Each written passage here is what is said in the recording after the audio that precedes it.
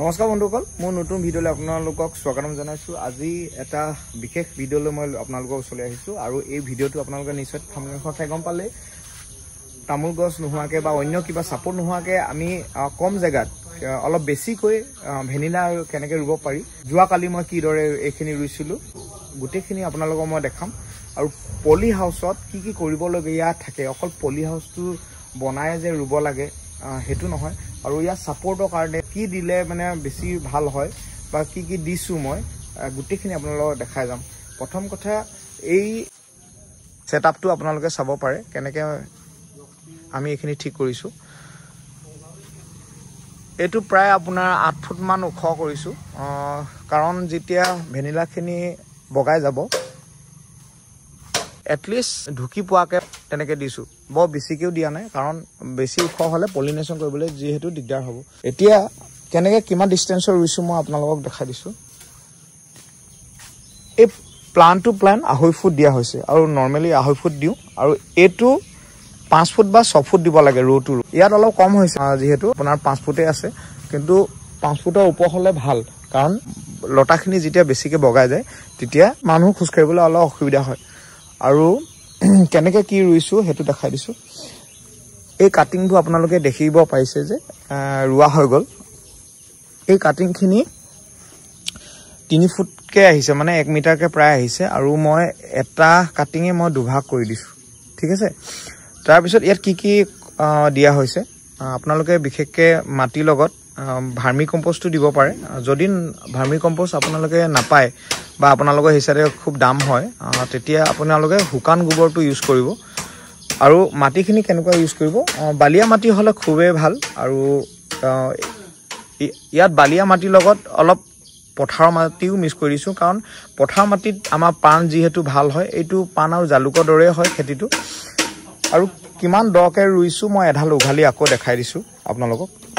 চাব পাৰে আপোনালোকে। এধা কাটিং ইমানকৈ দিছোঁ, ঠিক আছে। আৰু বহুতে কয় যে ক্ষীণ শকতৰ কথা, যে ক্ষীণ দি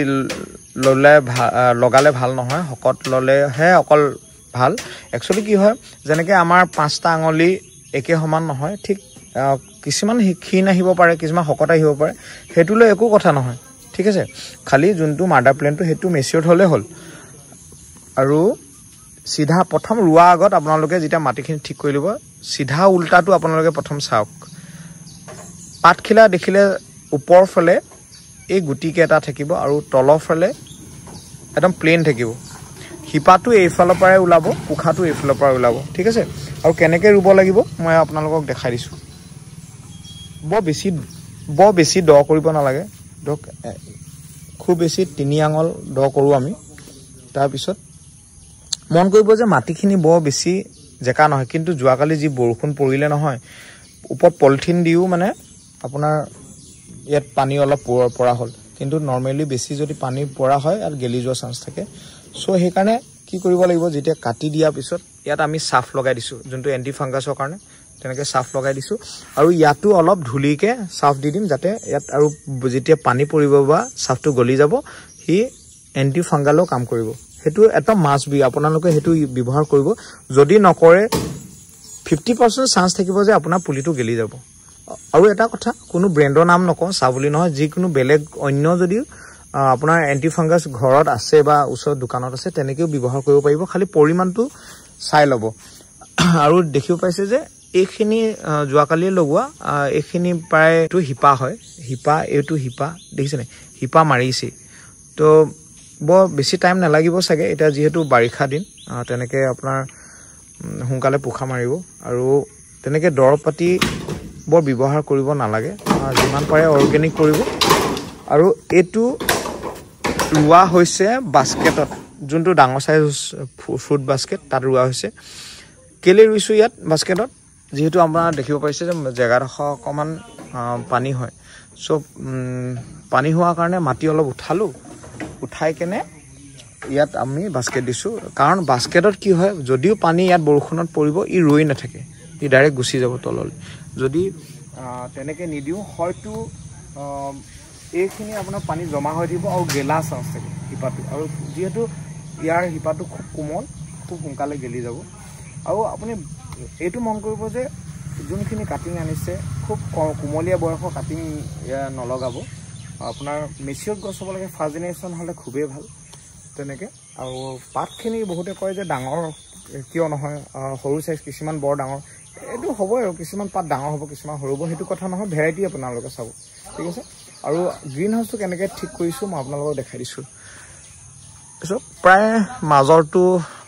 9 ফুট নহ'লে 8.5 ফুট 9 ফুট তেনেকৈ হ'ব চাগে আৰু এইটো 7 ফুটমান দিছোঁ এইকাৰণে 7 ফুট দিছোঁ কাৰণ আমি যোনটো পিছলৈ আপোনালোকে দেখিব পাৰে যে ইয়াত পোষ্ট দিয়া নাই এতিয়ালৈকে ইয়াত প্ৰথমত 3 মাহলৈ জেওৱা খুঁটিহে দিম অকল দুটাকৈ পিছত ইয়াত পকা পোষ্ট দিয়া হ'ব বা অন্য কিবা আপোনালোকে যদি উপায় থাকে তেনেকৈও কিবা পোষ্ট দিব পাৰে মেইন কথাটো হ'ল কি বগাব পাব লাগে পকা পোষ্ট দিলে পাৰ্মানেণ্ট হয় বা খুঁটি দিলে তেনেকৈ বুদ্ধি কৰি থাকিব লাগিব পাণ খুঁটিৰ দৰে তাৰপিছত এইখিনি মাছটো অলপ ওখ কৰিব আমাৰ অলপ ওখ কৰাটো কম হ'ল সেইকাৰণে অলপ পানী জমা হৈছে আৰু যিহেতু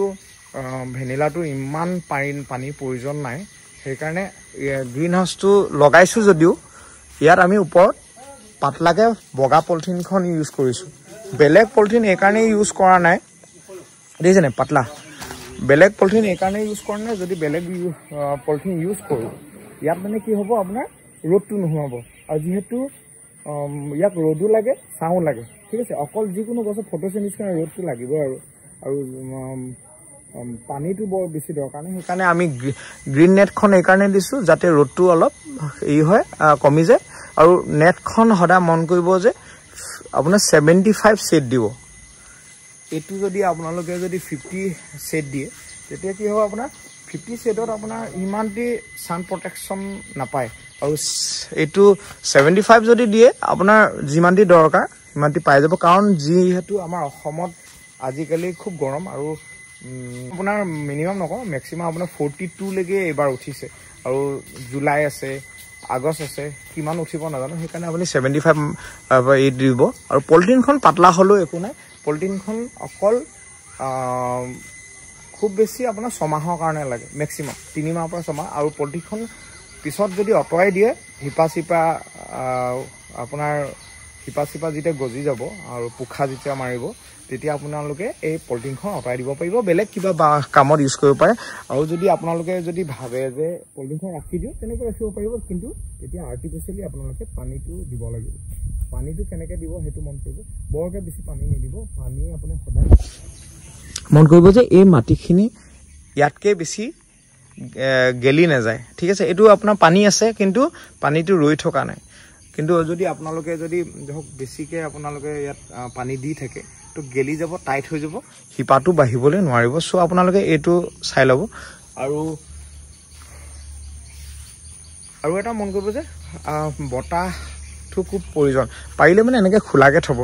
ঠিক আছে যিমান পাৰে খোলাকৈ থ'ব কাৰণ যিকোনো গছকে বতাহটো দৰকাৰ আৰু ইয়াৰ পোলটো এটা কথা মন কৰিব যদি শকত হয় খুবেই ভাল চ' তামোল গছজোপাত 2টা কাটিং আমি দিওঁ কাৰণ এইকাৰণে যে তাৰ চাইজটো তেনেকুৱা যদি অলপ ডাঙৰ চাইজৰ হয় তেতিয়া আপোনালোকে আৰু অলপ ডাঙৰ এটা কাটিং বেছিকৈ দিব পাৰে কিন্তু সেইটো নহয় আপোনাৰ যিহেতু গছজোপা 6-7 বছৰ হৈ 10 বছৰ যেতিয়া হ'ব খুব বগাব ধৰিব